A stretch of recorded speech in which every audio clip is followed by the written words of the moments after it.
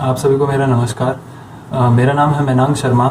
आज मैं एक ऐसा वीडियो लेकर आया हूँ जो बहुत ही इम्पोर्टेंट है, आप सभी को सुनना चाहिए, बहुत ज़रूरी है। क्योंकि कुछ ऐसी घटनाएं हो रही है अपने देश में जो आप सभी को जान लेनी चाहिए, क्योंकि ये किसी न किसी हर दूसरे आदमी के साथ ऐसा कुछ ना कुछ होता है। मेरा आज का जो टॉपिक है मतलब काफ़ी लोगों के साथ हुआ है, मैंने उसके बारे में काफ़ी जानकारी ली, फिर मैंने ट्राई किया कि इसमें किस तरीके से लोग एक दूसरे को बेवकूफ़ बनाते हैं। मतलब अभी जिस तरीके का हालात है कोरोना वायरस को लेके देश के अंदर, तो काफ़ी सारे बिजनेस ख़राब हो गए हैं, बहुत सारी चीज़ें हैं जो लोगों को फेस करनी पड़ रही है। तो लोगों को पैसों की ज़रूरत पड़ती है, तो लोग लोन के लिए कहीं कहीं ना कहीं अप्लाई करने की कोशिश करते हैं, कैसे भी करके लोन मिल जाए, चाहे वो बैंक हो, चाहे प्राइवेट बैंक हो, या फिर नॉन ऑफिशियल बैंकें होती है खूब सारी जिनके अंदर भी लोन अप्लाई किया जा सकता है। उनका बस इंटरेस्ट रेट थोड़ा ज़्यादा होता है। तो उसी के बारे में आज मैं कुछ बात करना चाहता हूँ, आप लोगों के साथ शेयर करना चाहता हूँ एक्सपीरियंस जो कुछ लोगों ने मुझे बताया है और मैंने खुद ने ट्राई किया है उसको। तो मुझे मालूम पड़ा कि खूब ऐसी नॉन ऑफिशियल जो बैंकें होती है जो आरबीआई के थ्रू उनके अंडर नहीं आती है और वो लोन प्रोवाइड कराती है, कुछ ट्रस्टेड होती है मगर कुछ ऐसी होती है जो लोगों को बेवकूफ़ बना के उनसे पैसा निकाल लेती है। आपको मैं वो ज़रिए बताऊंगा कि किस तरीके से वो पैसा निकाल लेती है और कैसे आपको वो सब बताएगी कि कैसे पैसा मतलब आपको लोन देगी और किस तरीके से आपसे पैसा लेगी। सबसे पहले तो ये कि कुछ बैंकों के मैं नाम भी आपको बता देता हूँ, जैसे फास्ट ट्रैक बैंक है एक, मेरे को मालूम नहीं है वो कहाँ पे है, उसका रेजिडेंस कहाँ पे है, वो कहाँ पे इस्टेब्लिश है, बट उसकी एक वेबसाइट है। उसकी वेबसाइट का भी मैं आपको बता दूंगा अभी थोड़ी देर बाद में। तो पहले मैं आपसे बात ये करता हूँ कि किस तरीके से आपको बेवकूफ़ बनाती है बैंकें। सबसे पहले तो आप कहीं पे लोन के लिए अप्लाई करेंगे, जैसे कि ऐसे खूब सारी एप्लीकेशन है, बैंक बाज़ार या फिर लोन के लिए लोन माय बैंक, ऐसी खूब सारी एप्लीकेशंस हैं जो आपको लोन प्रोवाइड कराती है। सारी उसमें फर्जी नहीं होती है, कुछ फर्जी होती है। जैसे आप छोटे लोन के लिए जाते हैं, माइक्रो लोन के अंदर आता है, जैसे एमएसएमई के अंडर आती है कुछ कंपनियां, तो उसके लिए भी लोन अप्लाई करती हैं कुछ लोग, जो कि छोटा लोन चाहिए, भाई मुझे 50,000 का लोन चाहिए, 1 लाख रुपए का लोन चाहिए। तो आप जैसे ही उसमें अप्लाई करते हैं, अपनी सारी डिटेल देते हैं, आधार कार्ड, पैन कार्ड, जो कि बहुत असेंशियल होता है लोन लेने के लिए। उसमें जैसे ही आप फिल करते हैं और अपनी रिक्वायरमेंट बताते हैं, मुझे इतने लोन की रिक्वायरमेंट है, उसके बाद में क्या होता है कि वो सारी डिटेल वो बैंक बाज़ार में जहाँ पे आपने डाला है, जो भी पर्टिकुलर एप्लीकेशन में जहाँ आपने डाला है, वो सारी डिटेल आपकी फॉरवर्ड कर दी जाती है दूसरे जो बैंकिंग पार्टनर्स होते हैं उनके साथ में। वो जैसे ही शेयर करते हैं उनके साथ में, तो उनमें कुछ ऐसी बैंकें होती है जो मैंने आपको बताया कि ऑफिशियल नहीं होती है, आरबीआई के अंडर नहीं आती है, उन्होंने खुद ने एक अपना प्राइवेटाइज बैंक खोल रखा होता है जो किसी के अंडर काम नहीं करता है और ना ही कोई ट्रस्टेड होती है वो किसी के थ्रू, तो सर्टिफाइड भी नहीं होती है। तो जैसे ही उनके पास वो डिटेल जाती है, मैं उन बैंकों की बात कर रहा हूँ जो एकदम ही फर्जी होती है, मतलब कोई भी उनका लेना देना नहीं है किसी के साथ में, किसी के अंडर नहीं वो काम करती है। तो आप जैसे ही उनके पास वो आपकी डिटेल पहुंचती है, डिटेल पहुंचने के बाद वो आपको कांटेक्ट करते हैं, संपर्क करते हैं और आपको आपकी ही डिटेल्स आपके साथ शेयर करते हैं। मतलब मान लीजिए मेरा नाम है मेनांग शर्मा, तो मेरे को वो बोलेंगे हेलो सर, आपका नाम मेनांग शर्मा है, मैं इस फलाना बैंक के थ्रू आपसे मैं बात कर रही हूँ या कर रहा हूँ। आपको ये सब बताएंगे, ज़्यादातर आपको फीमेल एग्जीक्यूटिव ही मिलेगी। उसके बारे में मैं आपको बताऊँगा फीमेल ही क्यों मिलती है आपको आगे। तो आपको ये सब बताएंगे, आपका आधार कार्ड का नंबर बताएंगे, आपको आपके पैन कार्ड का नंबर बताएंगे। ये सब बताने के बाद आपको रिक्वायरमेंट कितनी है जो आपने डाली थी उसके बारे में भी आपको बता देंगे। तो आपको थोड़ा सा ऐसा हो जाता है कि चलो फेथफुल है वो, क्योंकि उसके पास आपकी सारी डिटेल्स है, तो आप उस पर विश्वास कर लेते हैं। जैसे ही आप उस पर विश्वास करते हैं, वही सबसे बड़ी गलती है कि आपको सबसे पहले ये है कि आपको लोन की रिक्वायरमेंट है, आपको मालूम है, मगर आपको सबसे पहले कभी भी किसी पे ट्रस्ट नहीं करना चाहिए, क्योंकि कोई भी गारंटेड आपको लोन दे ही देगा ऐसी कोई गारंटी नहीं है और ना ही कहीं लिखा है। जब भी कोई एग्रीमेंट पे आप क्लिक करते हैं, सबसे पहले आप पढ़ें उसको। मेरा तो यही मानना है कि आप पढ़ें, फिर उसके बाद में ही आगे बढ़ें, क्योंकि चलो ज़रूरत है वो आपको प्रोवाइड भी करा देंगे, मगर एसेंशियल है कि आप एग्रीमेंट अच्छे से पढ़ लें, उसके बाद में उसको अग्री करें। अब जैसे ही आप उसको ये डिटेल बता देती है वो आपको और बता देता है, तो आप उसको बोलते हैं कि मुझे ये फलाना लोन की रिक्वायरमेंट है और मुझे इतना लोन चाहिए। तो वो बोलेंगे कि ठीक है सर, आप अपना सारा डिटेल हमें व्हाट्सएप या मेल कर दीजिए। आप जैसे ही वो मांगेंगे क्या क्या डिटेल चाहिए, आपको बोलेंगे आधार कार्ड, पैन कार्ड और बैंक की डिटेल, बैंक पासबुक, और या फिर 6 महीने या साल भर का आपसे स्टेटमेंट मंगवाएंगे बैंक का। ठीक है, आप भेज देंगे उनको। भेजने के बाद में वो आपको बोलेंगे कि सर आपका लोन अप्रूवल हो जाने के बाद में ही आपको लोन सैंक्शन किया जाएगा। तो जैसे कि आजकल क्या होता है कि ऑनलाइन है सारा का सारा मैटर, तो उसमें आपकी सारी की सारी डिटेल चेक की जाती है। आपने कितने लोन लिए हैं, आपने कैसे कैसे लोन चुकाए हैं, कैसे अभी तक आपने लोन की प्रक्रिया के अंदर जो भी कुछ किया है सारा, किस तरीके से आपका व्यवहार रहा है किसी बैंकों के साथ में, या फिर किसी से आपने जब लोन लिया और उसको आपने पूरा नहीं चुकाया, वो सब डिटेल आपकी मिल जाती है। उसको सिबिल रिपोर्ट बोलते हैं। वो सारी ऑनलाइन जनरेट होती है जब भी आप लोन लेते हैं। तो सिबिल रिपोर्ट का एक अलग वीडियो बना दूंगा मैं आपको उसको समझाने के लिए। तो बात करते हैं, वापस उसी पॉइंट पे आते हैं। तो जैसे ही आपको वो डिटेल भेजी, आपकी वो रिपोर्ट वगैरह चेक करते हैं, वो सिर्फ आपको शो करते हैं, रिपोर्ट चेक करते हैं। ऐसा हो ही नहीं सकता, क्योंकि रिपोर्ट चेक करने के अलग अलग प्रोसेस होते हैं। आपको बोलेंगे रिपोर्ट चेक कर रहे हैं, आपको बताएंगे, फिर आपके पास में एक दूसरा किसी उनसे अभी तक था आपके पास जो आया था वो कस्टमर केयर एग्जीक्यूटिव का आया था, जो आपको अटेंड कर रही थी, या फिर आपको मैनेजर प्रोवाइड करा जाएगा, ऐसा कुछ बताएंगे आपको। उसके बाद में आपके उससे सीनियर अधिकारी का कॉल आएगा आपके पास।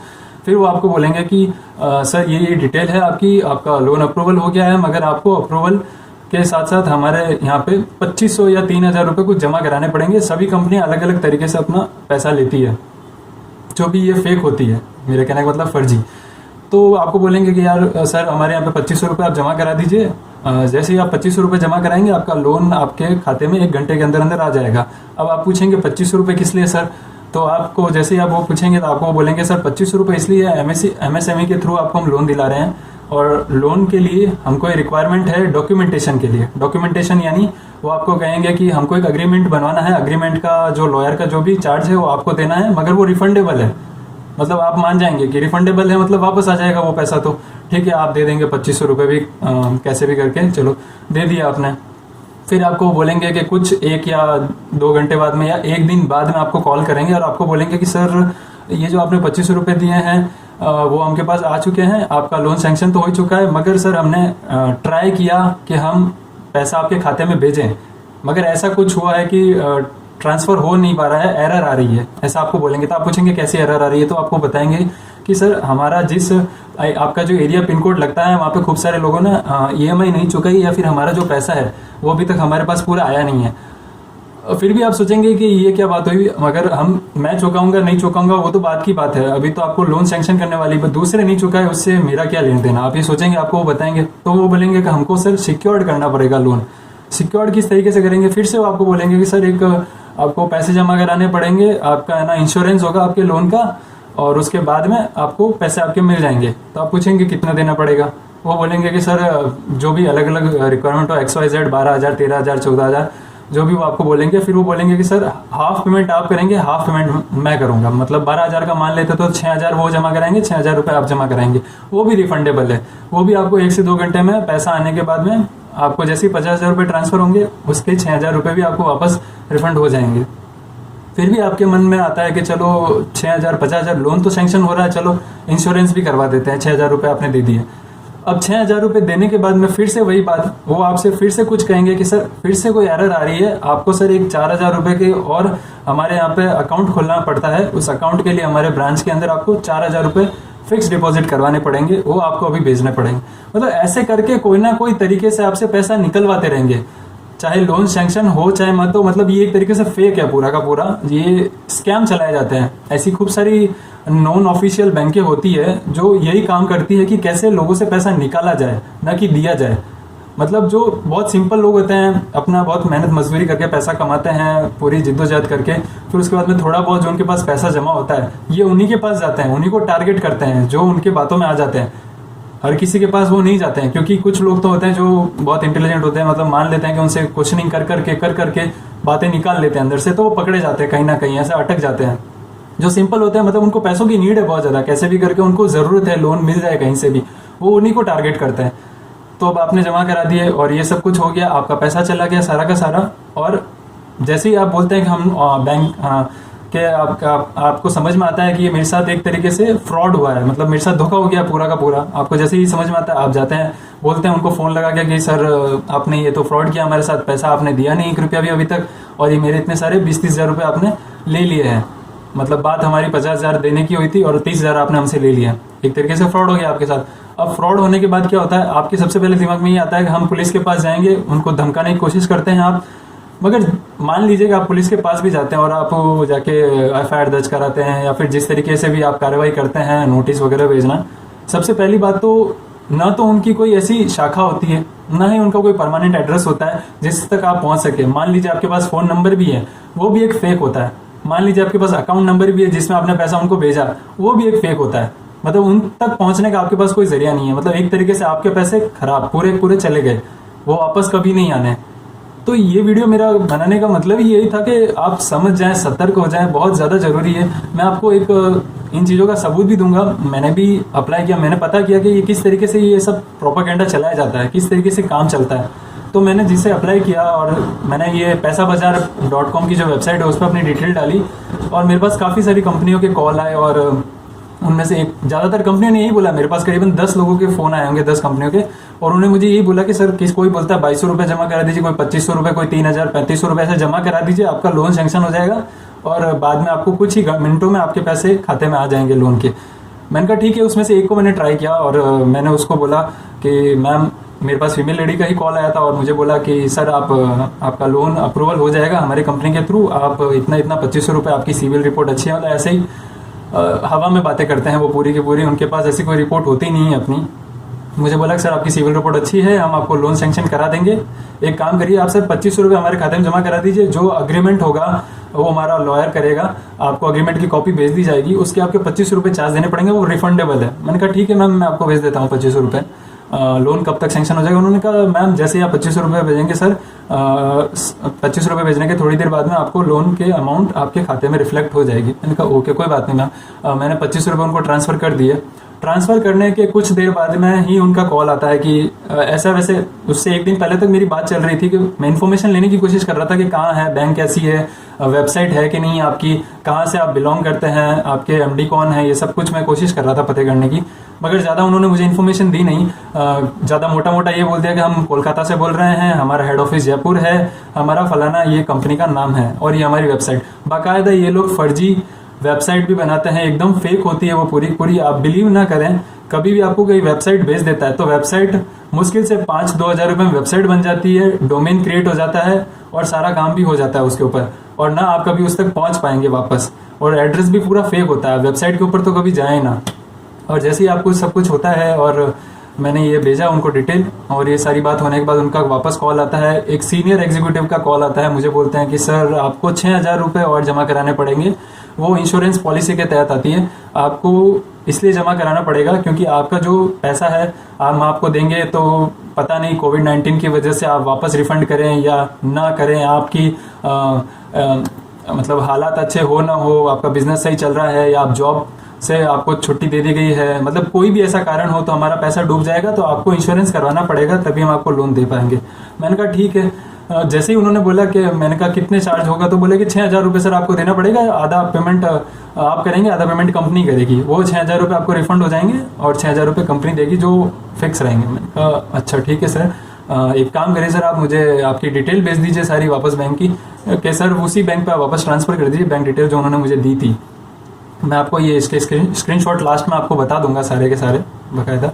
तो ये सब कुछ हुआ मेरे साथ और मैंने उनको बोला कि सर आप ये जो गलत कर रहे हैं लोगों के साथ में, आप ऐसे कितना पैसा इकट्ठा कर लेंगे ऐसा कर करके। मतलब जैसे ही मैंने ये उनको बोला तो उन्होंने फ़ोन कट कर दिया, और उसके बाद में मैंने जब वापस कॉल लगाया स्विच ऑफ आ गया फ़ोन। और जो मेरी सीनियर एग्जीक्यूटिव थी, मतलब सो कॉल्ड मेरे को मैनेजर जो प्रोवाइड कराया गया था, उस मैनेजर को भी मैंने वापस कॉल किया तो उल्टा वो मुझे सुना रहे हैं, मतलब गाली गलौज कर रहे हैं मेरे साथ में, गलत बोल रहे हैं मेरे बारे में। मैं उनको कुछ समझाने की कोशिश कर रहा हूँ, वो मुझे समझा नहीं रहे हैं, उल्टा मेरे को डांट रहे हैं, गाली दे रहे हैं और कह रहे हैं जो करना है आप कर लीजिए। मतलब ये इस तरीके से वो काम करते हैं। तो मैं नहीं चाहता कि ऐसा काम हर किसी के को करना चाहिए। मतलब ये एक तरीके से गलत है। लोग बहुत मेहनत करके अपना पैसा कमाते हैं, पूरी ज़िंदगी की मेहनत होती है कई बार लोगों की, वो इस तरीके से अगर खर्च करेंगे तो आपको लोगों को फीलिंग्स के साथ नहीं करना चाहिए। मैं माननीय अपने प्रधानमंत्री जी जो है नरेंद्र मोदी, उनको भी कहना चाहूँगा कि अगर आप ऑनलाइन जो भी कार्य करवाने की कोशिश कर रहे हैं, जो भी आप सारा ऑनलाइन डाल रहे हैं, मगर आपको इन चीज़ों पे ध्यान देना चाहिए। आपको एक ऐसी कमेटी बनानी चाहिए कि ताकि लोग इसमें ना फंसें। काफ़ी लोग हैं जो इन चीज़ों से फंस रहे हैं, बुरे हालातों से निकल रहे हैं और अपना बहुत ही मेहनत से कमाया हुआ पैसा इनको दे रहे हैं और ये लोग लूट रहे हैं उनको। इनको समझना चाहिए इन चीज़ों को। तो आप भी इन चीज़ों पे ध्यान दें, थोड़ा समझें कि कौन सी चीज़ सही है, कौन सा गलत है। आपको उनके साथ लंबी बातचीत करनी चाहिए, आपको उनके बारे में सारा सब कुछ पता होना चाहिए कि बाकायदा वो बैंक कहाँ इस्टेब्लिश है, या फिर अगर इस्टेब्लिश है तो आरबीआई के अंडर है या नहीं। आरबीआई के अंडर अगर नहीं है, नॉन ऑफिशियल है, तो उसका एक कोड होता है जो हर बैंक को प्रोवाइड किया जाता है। अगर वो फाइनेंस लिमिटेड भी है तो भी वो किसी ना किसी के अंडर काम करेगी, क्योंकि कोई गवर्नमेंट ऑर्गेनाइजेशन के बगैर वो अप्रूवल उनको मिल नहीं सकता। तो कुछ तो सर्टिफिकेट होगा उनके पास, तो वो सर्टिफिकेट तो आप हमको भेजें कि कौन सा अप्रूवल है आपके पास।